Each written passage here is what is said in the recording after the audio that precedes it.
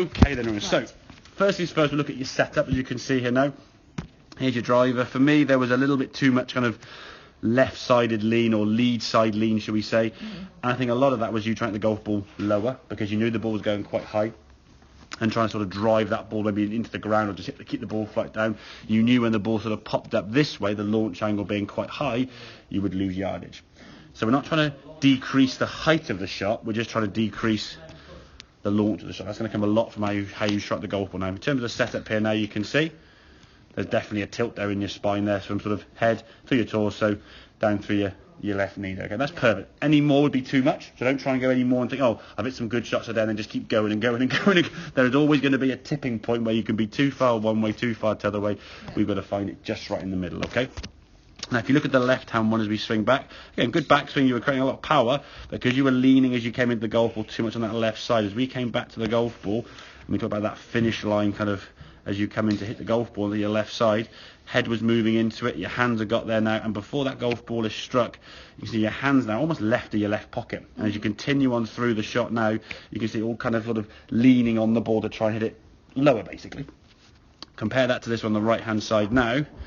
When you went back, you can see definitely getting behind the golf ball there. I mean, that's a really, really good backswing position there. Top of the backswing there is fantastic.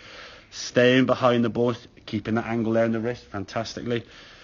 Keeping the angle in that wrist there now. As you come back to that golf ball, whoosh, there's a straight up, and you can see when you hit the golf ball here now, you are definitely behind the golf ball. Great strike. Just look at the difference in terms of your arms there with the body. You're very much leaning on this left side. Your right toes kind of sort of almost trying to twist, as we said before, rather than let your body rotate correctly. Sort of just to lean on the left side.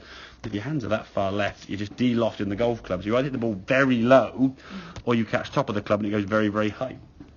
So when we actually got your launch angle more kind of towards the 13 degrees or 10, 11 degrees, the height of the shot didn't change. It was still 6-7 yards in the air, but when it was going this way, it was going 6-7 yards and obviously landing a lot shorter. This was going a bit lower, but still the same height eventually, just further down its destination kind of thing. So staying behind that ball, getting that kind of that sensation of like swatting a fire, sort of snap of the club here now, definitely getting some club head speed to the golf ball, and then through to your follow through. Again, very, very good position there up on the left side. And like I said, there's still a little bit of room to improve. There's still a little bit arms tucked in here as we can come through. That will always be there, because when you've been leaning on your left side now, you can't extend your arms through because you're so stuck, you've got nowhere to go. Your arms have to kind of fold up. Yes.